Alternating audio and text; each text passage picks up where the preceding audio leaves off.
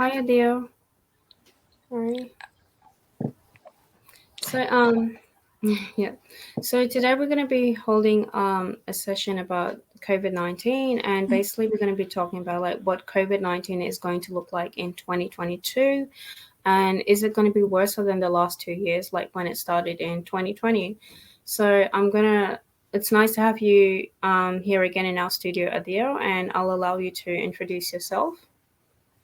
No worries. Thank you again for having me once again. Yes, my name's Adil Tat. I'm a registered nurse for Eastern Health. I've been in the role for 2 years. It started at the beginning of 2020, my role as a new career.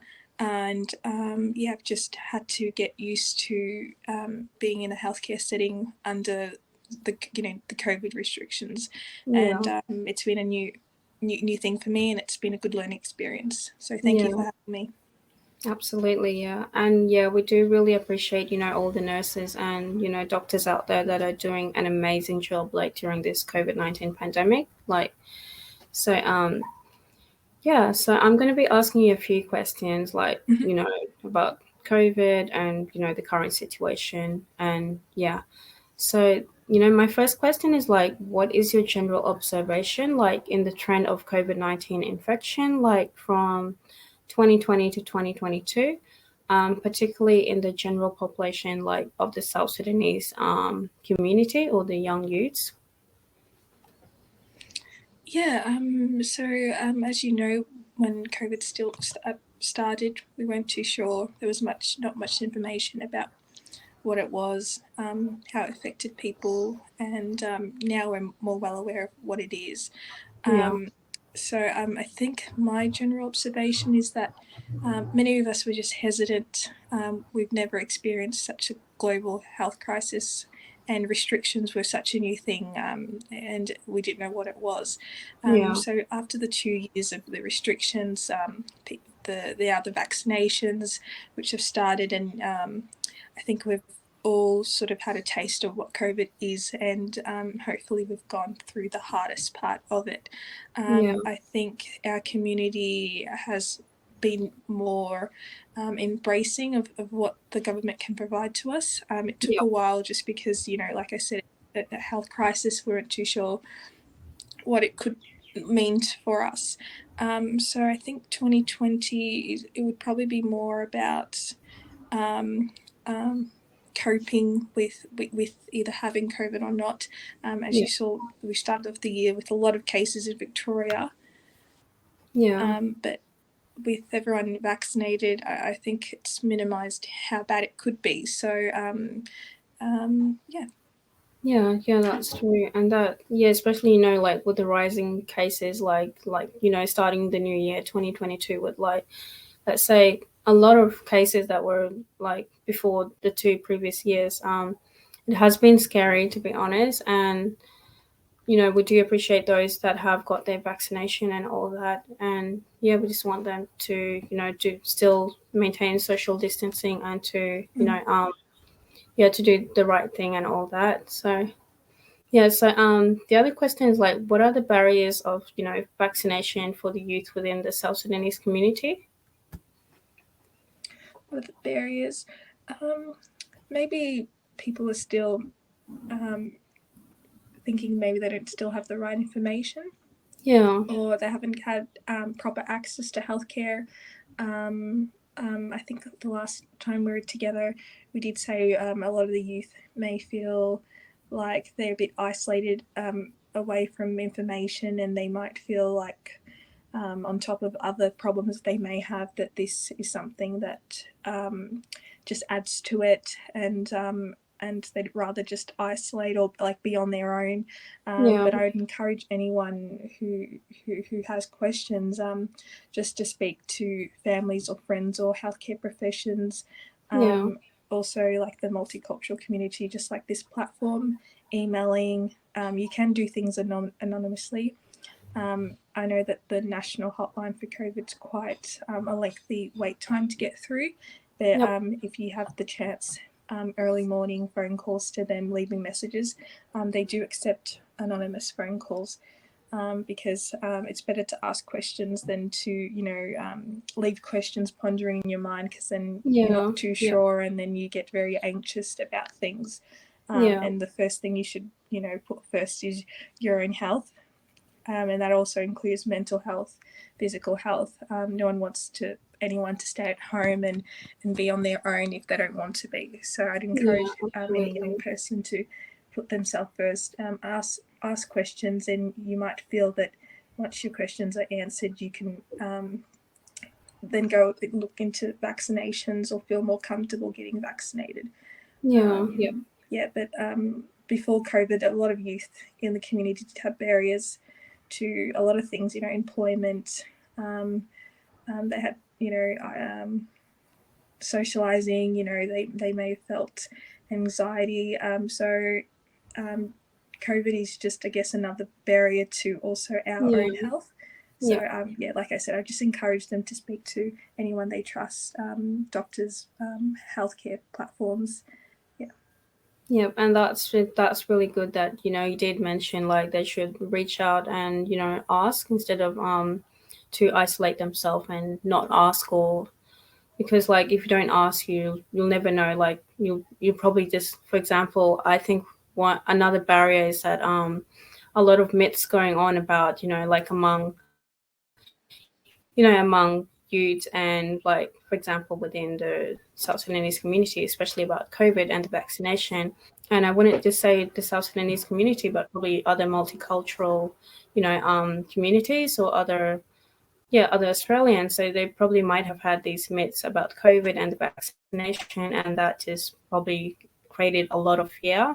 So, in order to eliminate that fear, it's good to ask. And and that's a really good point, Adil. So it's like the other question I was going to ask is like, how do we overcome those barriers? But I think we have already answered them. Yeah. Like how to overcome is basically to ask. Yeah. Internet connection is just a bit low, but okay. But it's good we're back. So back on. So the other question is like like basically like in 2020, like the government has been encouraging people to take the rapid antigen testing like before they get the PCR.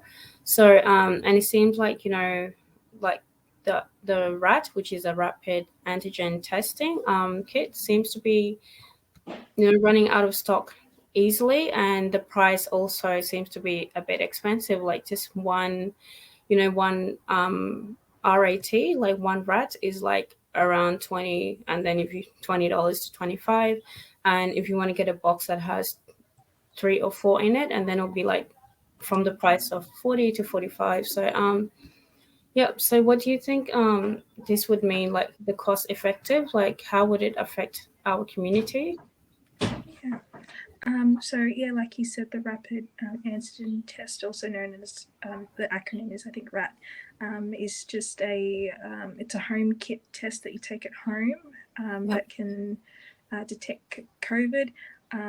It's not as accurate as the actual PCR test that you take down at where they do a nasal swab or mouth swab, but it is still quite reliable. So I think it was late last year till this year, they've encouraged more people to use it just to minimise the long wait. A lot of people who are doing the right thing getting tested if they're feeling unwell, but having the home kit just minimises your travel to an actual PCR test, and that way also you can monitor your own symptoms, whether you are positive or not. Like you did say, they are becoming more scarce, or people probably have realised that they're not as easy as to get.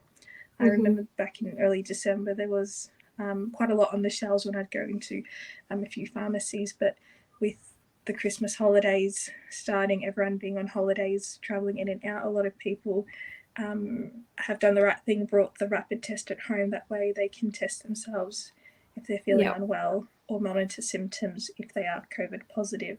I believe it's just a shortage just because so many people have brought so much.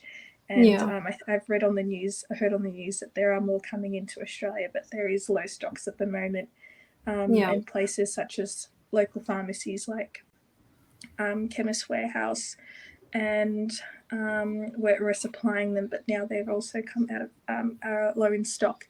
So it'd probably be a bit weeks until we get enough for people because they're just getting brought out quite quickly as soon as they hit the shelves. But they're meant to just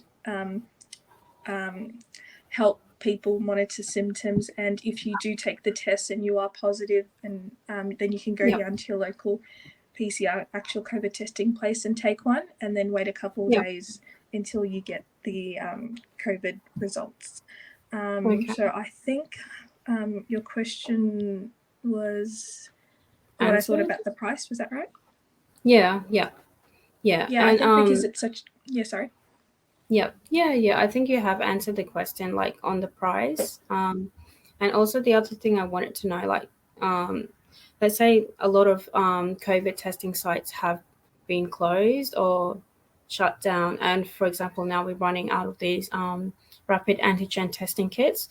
So, like if it comes to a situation whereby, for example, a person at work needs to get tested or to isolate themselves because they may have been a close contact to, to someone who had tested positive for COVID. Wouldn't it be like hard for them to do the test straight away, or like to even go to their GP, for example? Like, where would they go? Is it to their GP, or because most of these testing sites have been closed? Yeah, well, I haven't heard of any testing sites being closed. I do know during December and also early this January, it was quite hot. We had quite a lot of hot weather, and I know that a few places did close down due to the hot weather. If someone is feeling unwell and that they can't find a testing place, there is the COVID hotline that they could call and speak to someone, and hopefully that they could get assisted with getting a rapid test delivered if they can't, if they can show, or if the department's aware of no COVID testing place being near this person. And there is a hotline, so if you're feeling unwell, you can still call your GP. They may recommend going through the COVID hotline. I know for young people, because I've got young siblings, there is actually a number that they can call for medical assistance if your child is COVID positive or waiting for a result, and you can't get through to your GP to evaluate your child. There is a number to call so that a medical staff can actually help when you're feeling unwell. And your other question had to do towards, so with the COVID rapid test as well, while it's not being available, if you're still waiting for a COVID result to come back and feeling unwell, but well enough to be at home to isolate and not in hospital, you just still have to stay at home and wait for the result to come back. And I think that would be the right thing to do, like in regarding to that kind of situation. So also, like as a nurse, like what kind of message would you give to those youths who haven't got vaccinated? Just like it'd have to be what barriers they think they have towards vaccination. Most of it would be a personal issue. If not, then like I said, to reaching out to community members, like Centre for Migration and Refugee Health, your local GP to answer questions. Even booking in a telehealth, you can have a conversation with your GP if the barriers aren't something personal and it's more something to do with something outside your hands. You can always reach out to places like that, family members, nurses, calling up COVID hotline and asking them.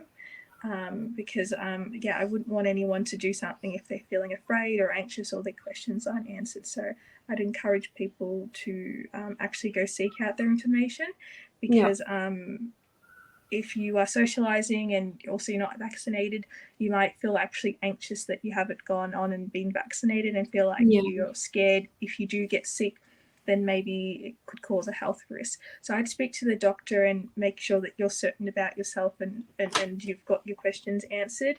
And vaccinations are still open to everyone. I think this year they're going to, this January, they're starting from younger children from age 5 to up. But don't feel like you are going to miss out, but there are some lengthy delays or wait time. So you just have to be aware of that as well. And there is a lot of help out there, but I'm sure that we've got contact information available through the site if people do need help to find out where they can actually seek information or ask questions. Yeah, and that's a very good advice, like to seek help and to seek information, and at the end of the day it would all come down to to the individual person and how they're feeling about it. And but we would recommend reaching out, speaking, and reaching out and seeking the help that you need, and then at least getting the vaccination, because I do believe the vaccination is safe and it has been approved before it's been given out to people. So thank you for answering that, Adele. There are also a lot of negligence in terms of following COVID-19 health measures in our community. What will you tell our communities in order to avoid a high rate of COVID-19 infections? Because we see a lot of people within our community are not following the COVID-19 measures. So what kind of advice would you tell them, or how would they follow these measures? Well, with those who are still unvaccinated, I would still encourage them to follow, wearing mask in publics, just to protect themselves and others. I'd encourage them just to use simple, using alcohol rub sanitizers when in public settings, and to encourage that. If people who are vaccinated, I would also maybe have a chat with your family members, see what they think, see if you can, if they're wanting to speak. Sometimes it's someone in your family asking you opens up the conversation, so I encourage that. If you know someone in your family, parents, siblings, aunts, do have an underlying health issue, maybe encouraging to speak to their own doctor to see if they're a good candidate to get vaccinated or not. It's just all about making sure the conversation happens. If those who are now resuming back to work and social programs and social outings, if you're still feeling unwell, remember, even if you're double vaccinated, to check your health, go down and get a COVID test if you feel unwell. You still have to isolate if you're double vaccinated and feeling unwell until you get the all clear. But you don't have to isolate as long as the initial 14 days. I think 7 days. And if you have been in contact with someone who is COVID positive but you're double vaccinated and feeling well, from the Department's of Health's website is that you don't have to isolate if you're a close contact of a positive patient, if you're feeling well and you're double vaccinated and you've had COVID before. But it's also good to just call the department if you've got any questions about that. That's a very good answer there. And with the COVID-19 situation, the way we started the year, with high rising case numbers, compared to 2021 and 2020, as a nurse, do you think the COVID numbers, do you think that Victoria would be able to, for the numbers to be able to go down again or to be, maintained? Or do you think, what do you think the long term of it would be for 2022? With the cases? My perception is that, this is really the first time, I guess, Christmas and whatnot, that we've actually fully opened up. A lot of people are traveling in and out, so we're sort of going back to normal life before the COVID-19. So I think we're just going to expect that there's going to be more numbers coming up as people travel and socialise, which is a good thing. But it's just going to be sort of a byproduct of us opening up and being so close to one another and resuming our normal life. So I think numbers will gradually go up, but hopefully in a year or two they'll start to stabilise, because a lot of people are double vaccinated now, and it's just because of everything opening up, we are going to see numbers rise. Hopefully we'll see not as many people getting sick or very ill if we're all vaccinated, but like I said, everyone's health is everyone's own thing, so you may feel, it depends on the individual. So if you're double vaccinated, I encourage everyone to resume their normal life, because it is, I think, safer than what it was before the 2 years ago. Okay. Can you also comment COVID-19 care and quality of death? Like, people complain like a lot, especially if their loved ones die, especially in terms of care and death, when there are a lot on life support. Is there any way to explain, our communities about the COVID-19 deaths? Yeah, COVID-19 deaths. Well, within hospitals, many people who do come in, just based on my experience, that have come in being COVID positive are either unvaccinated or they've had underlying health issues that just were made complicated by the COVID-19. So if you're a young, fit, vaccinated person, you're unlikely to get ill. I know that there's more strands of COVID rising at the moment, but from my experience for the last 2 years, the patients who've come in being very ill from COVID do have sadly underlying health issues that just get worse because of being COVID positive. So any disease or that you attain, you don't know how it would affect the person. So that's why they encourage vaccinations first, to just minimise the symptoms and complications from COVID if you do get COVID. So I'd encourage anyone just to, like I said, young or old, just to speak to your doctor, see what they think of your health. Before COVID, you always saw your doctor whether you had a flu or a cough, and they at least gave you guidance on what to do. So it'd be exactly the same thing, seeing them and really making sure that your opinions are heard and your doctor explains to you what your health problem is, what they would encourage you to do, and see multiple people if you wish.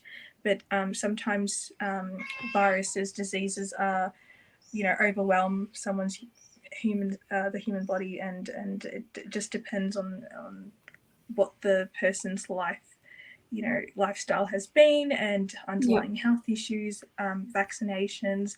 It all plays a part, especially if you're an older person. It all affects you. Okay. Yep. Okay. It's like I'm asking you so many questions, but it's good also at the same time that we able to get these answers from you, and also the community or some members of the community would be able to at least have their concerns or their questions answered, at least from this session. I just had another question or another concern. I've heard of situations whereby young children under 5, when they do have COVID, they don't show any symptoms, and they recover from it, they get well, and then all of a sudden, 2 months after they recovered from COVID, their immune system starts to respond to the COVID within their body, causing inflammation. Have you seen a lot of cases like that as a nurse, with young babies? Or with COVID in children, because I work with adults, I'm in a general medical ward, so all of the patients are all adults. I haven't had any experience with pediatrics or had any experience with children being sick of COVID, so I'm not too sure on that case. Okay. Yep. That's all right. So, yep. Okay. So, what are your conclusions, remarks or advice to the general population of multicultural communities, including Africans? Yeah, my conclusion is with COVID-19, we've been with it for 2 years. I think this is something we're going to have to, or many people have learnt to live with, and it's going to be an ongoing health issue. Sadly, it's just going to be added to the list of health diseases, complications and issues that the world has gone through. I think at least Victoria, where we're living, we've done a good job of making sure we put measures in to at least minimise and assist people as much as possible. So my conclusion is that, if you're feeling unwell, make sure you just seek medical assistance if needed, get COVID tested. There is a delay in COVID results coming through. I've even had delays in my results. I'd call the hotline. Also, if you're in Victoria, I think the national COVID hotline, you can get through much faster in the mornings than you can through the Victoria one. So try that. Also with family and friends, making sure that you have an open discussion and speak to your own doctor. Also, the multicultural communities have actually done a very good role in making sure that we keep the conversation open, and that there are translators, there are people that can speak dialects of of the African diaspora and can communicate to especially older Africans who might find that English is they're a barrier to seeking health assistance. So I'd make sure I'd contact the multicultural communities.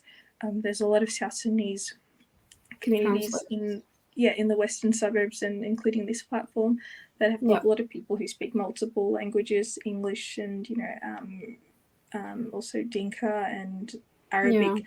So that would probably be something that we could add to one of the barriers as well to health. Yeah, that is a barrier. Not speaking English, but it shouldn't be a barrier. So please reach out to the community groups because they can help. And for young people, put your health first. If you have questions, please reach out and ask, because it won't hurt. And and like with the language barrier, there are a lot of translators also, like via these hotlines, so you can ask for an interpreter and all that. So so we really do appreciate you coming on today, Adil, just to answer these questions for the youth. And for any youths who may have like any questions they want to ask, like in regard to this session, like please reach out, or put them in the comment section below, and we'll be able to answer them for you more. So at Center of Migrant Refugee and Health, like we encourage everybody to stay safe, and to be healthy, healthy, and to get vaccinated, and also to get tested if they do have any symptoms. And this is what we had today, and thank you, Adia, for joining us.